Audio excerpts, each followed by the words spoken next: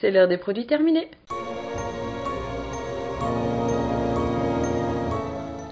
Et oui, ça fait un bon moment qu'on ne s'est pas vu pour des produits terminés. Alors là, il y a à peu près 2 voire 3 mois, je sais plus exactement quand date la dernière vidéo produits terminés. Ça va pas être trop fastidieux parce qu'il n'y en a pas non plus des tonnes, mais on va commencer tout de suite. Le premier produit est un soin capillaire que je vous présente assez régulièrement. Donc c'est de la marque Alba Botanica et c'est le Hawaiian Deep Conditioning Minute Mask. C'est un masque réparateur au beurre de cacao. J'adore énormément ce produit. J'aime beaucoup ce masque, je trouve que c'est un très bon démêlant pour mes cheveux. Je trouve qu'il est vraiment bien, il nourrit assez bien les cheveux. Il est lisse, il les hydrate. Quand j'ai un souci de démêlage, ce masque là c'est une pure tuerie. J'ai les cheveux vraiment hyper faciles à démêler. Je le trouve vraiment super bien. Les seuls petits inconvénients, c'est que j'achète sur iHerb pour 6,50 € en moyenne. Je sais pas du tout s'il y a un revendeur français qui vend la marque Alba Botanica. Malheureusement, dans ce produit, il y a du phénoxyéthanol. C'est un produit qui est très controversé. Il est vraiment en infime quantité, mais il faut quand même prendre en considération qu'il y a cet élément dans la composition. Je n'utilise pas ce masque quotidiennement ni mensuellement, parce que franchement, j'en achète un voire 2 l'année. Je peux dire que c'est pas si grave que ça pour moi, mais voilà, c'est vraiment un de mes best-sellers de cette marque-là.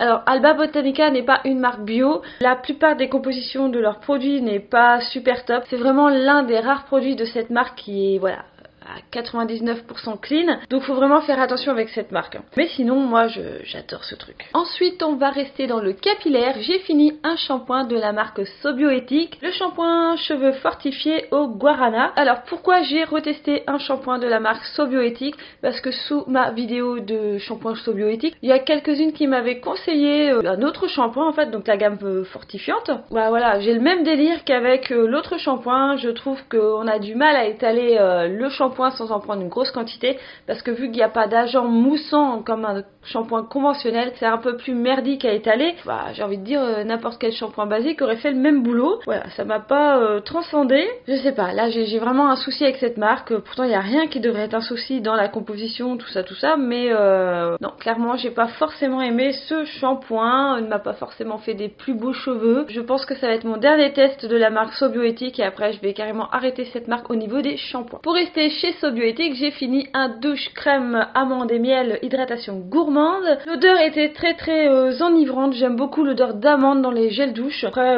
il fait son job, il lave, il est pas très cher. Un bon petit basique de salle de bain. Voilà, pas plus que ça. Le flacon est en 100% plastique végétal. Je me posais la question, est-ce que du coup ça va au recyclage comme les autres plastiques ou est-ce que c'est une filière à part qui prend en charge ce type de plastique? Je ne sais pas si les plastiques végétaux se recyclent, si simplement qu'ils vont se dégrader plus vite dans la nature. Il va vraiment falloir que je me penche sur la question. Peut-être que si j'ai la réponse, je vous en ferai une vidéo. Je suis pas spécialisée dans le plastique, mais en tout cas, ce n'est franchement pas précisé sur l'emballage. À part que c'est marqué flacon plastique à recycler. Je sais pas. C'est des douches crème assez basiques, hein, mais franchement pour le prix, c'est très bien. Et voilà, hein. De toute façon, on leur demande seulement de laver. Je pense que je pourrais en racheter. Ce n'est pas ma priorité pour l'instant. Si je croise ça en promo, des fois sur Beauté Privée, ils ont pas mal de séries Sobioéthiques en promo. Bah, peut-être que je referai un petit lot, mais sinon, je cours pas après, quoi. Pour l'instant, je ne vais pas le racheter. Et pour rester dans le lavage, on va passer au dentifrice. J'ai fini ce dentifrice donc que j'avais reçu dans une new box. The Humble Co. Donc c'est un dentifrice naturel qui prévient les caries, qui contient du fluor et c'est au charbon. Donc c'est un dentifrice qui est totalement noir. Ça peut être assez déroutant à première vue. J'avais l'habitude d'utiliser par moment du charbon en poudre que du coup on met sur son dentifrice et c'était un gros bordel parce que généralement il fallait que je me lave les dents 3 voire 4 fois pour vraiment enlever tout le noir qui pouvait rester entre la gencive et la dent. Et ben avec celui-ci, bizarrement, j'ai pas du tout eu le problème. Donc ça c'est plutôt cool. C'est un produit qui est donc cruelty free, qui est vegan, qui est certifié Natrue. Vraiment bien. Au niveau du goût, rien à redire. Voilà, il n'y a pas vraiment de goût. Moi je préfère vraiment les trucs assez mentholés pour avoir une haleine fraîche, en tout cas un effet d'haleine fraîche.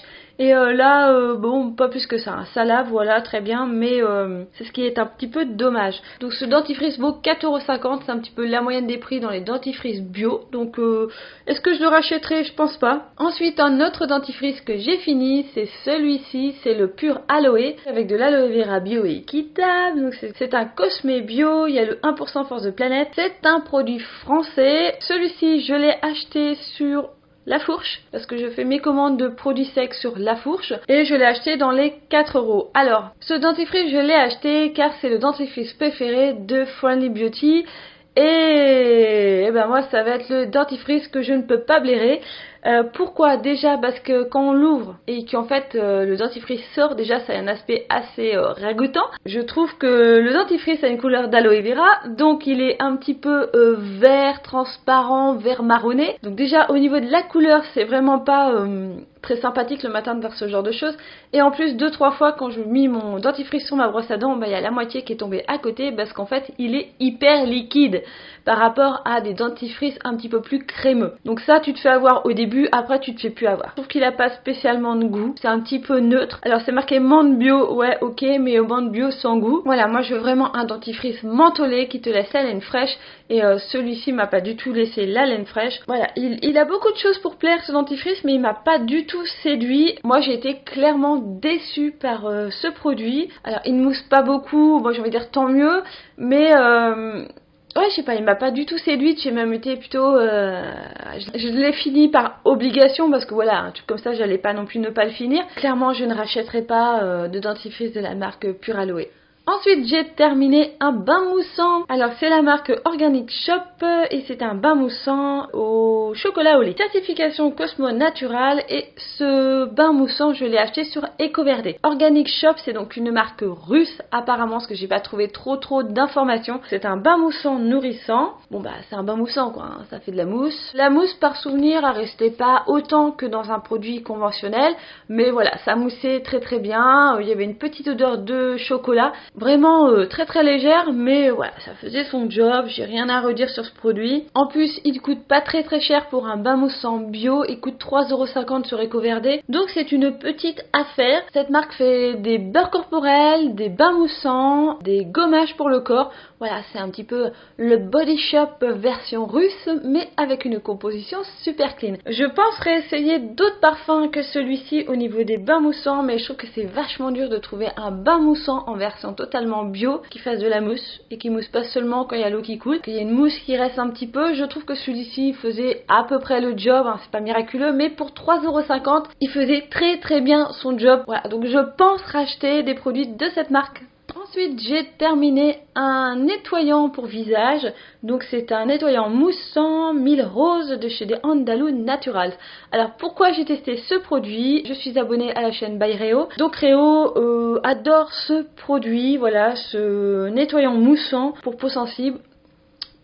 Qu'est-ce que je peux en penser? Ça a été très fastidieux pour moi de finir le flacon de 163 ml. J'ai découvert grâce à ce flacon que finalement les nettoyants moussants ce n'est vraiment pas fait pour moi. Je n'aime pas ça, je trouve pas ça agréable.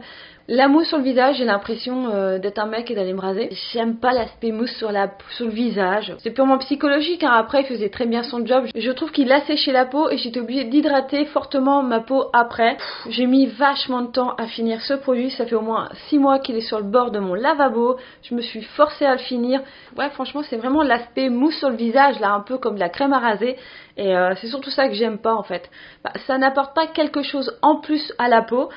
Par rapport à un lait démaquillant ou un baume ou quoi d'autre, voilà. Donc je vois franchement pas l'intérêt du côté moussant d'un nettoyant. Celui-ci je l'avais acheté sur iHerb parce que c'est là que je trouve la marque Andalou Natural. La composition est super top, il coûte quand même 9€, c'est pas rien, mais voilà, est-ce qu'il les vaut? Moi je trouve pas. Sur la durée clairement il les vaut, mais sur l'utilisation propre non. Peut-être qu'il y en a qui aiment, mais moi personnellement c'est pas du tout mon trip, donc non, je ne rachèterai pas ce produit, malgré que j'adore la marque Andalou Naturals. Ensuite, restons dans les démaquillants que j'ai acheté aussi sur le site iHerb. C'est ce petit pot de baume de la marque Pixi. J'entendais beaucoup de bien de la marque Pixi. C'est un nettoyant baume nourrissant à l'amande douce et au beurre de cacao. J'ai l'impression que cette vidéo est sponsorisée par le beurre de cacao et l'amande douce. Alors le pot, ça fait un bail qu'il est au fond du sac, donc il y a plein de poils de chat, de poussière et il est bien dégueulasse. Voilà, on va éviter de le tripoter dans tous les sens. Donc c'est un baume démaquillant, donc c'est une huile solide qu'on prélève dans la main, on fait chauffer entre deux doigts, ça devient un petit peu plus liquide et ça permet de démaquiller le visage, les yeux, tout, voilà, démaquiller tout. La composition est super top, mais je n'ai clairement pas aimé ce produit parce que comme beaucoup de baumes démaquillants à base d'huile, Je trouve que ça laisse un espèce de film sur les yeux. Généralement quand je me démaquille, il n'est pas forcément 23h juste avant que j'aille me coucher. Des fois je peux me démaquiller à 18h et l'espèce de voile là sur les yeux, je peux plus lire, je peux plus rien faire, ça met vachement de temps à disparaître. C'est hyper désagréable et c'est ce que je n'aime pas sur les démaquillants à base d'huile. Si vous avez des démaquillants à base d'huile qui ne laissent pas les yeux avec un effet flou, un effet d'effet de film dessus, mettez vos références en commentaire, je suis fortement intéressée parce que j'aime bien quand même l'aspect huileux pour démaquiller, je trouve que c'est quand même assez agréable, ça nourrit la peau en même temps, ça démaquille super bien le waterproof. Cet effet de gras sur les yeux où moi je vois plus rien pendant 5 minutes, où je vois flou, c'est franchement pas du tout agréable. Si vous avez des démaquillants qui marchent, qui ne laissent pas ce film gras, allez-y dans les commentaires. Et ce baume démaquillant qui fait 90 ml vaut quand même 17 €. Donc je ne rachèterai pas ce produit, mais je pense clairement retester d'autres produits de la marque Pixi. Ensuite j'ai terminé un masque en tissu de la marque Tony Moly, donc c'est celui à la tomate radiance. C'est le dernier masque Tony Moly que j'avais en stock. C'est une commande que j'avais fait il y a quelques années sur YesStyle, ce fameux site où on peut donc commander des super liners japonais. J'avais commandé des masques donc en tissu pour le visage, donc c'est le dernier masque en tissu que j'avais en stock. Je ne pense pas racheter de masque en tissu tout simplement parce que je vois pas du tout l'intérêt de la chose. Je trouve qu'il y a beaucoup trop de produits dans leur masque, tu le prends, ça dégouline de partout, tu mets ton masque, c'est froid, mais j'aime pas trop ressentir un truc froid sur le visage. Donc voilà, c'est pas un pur moment de plaisir en fait de poser des masques en tissu chez moi. Après je me fais chier avec mon masque, je sais pas quoi faire parce que voilà, je suis obligée de rester comme ça à rien faire et j'ai un peu de mal. Et puis celui-ci en fait je me suis endormie et je me suis retrouvée avec le chat en train de me lécher le visage, donc apparemment mon chat kiffe la tomate.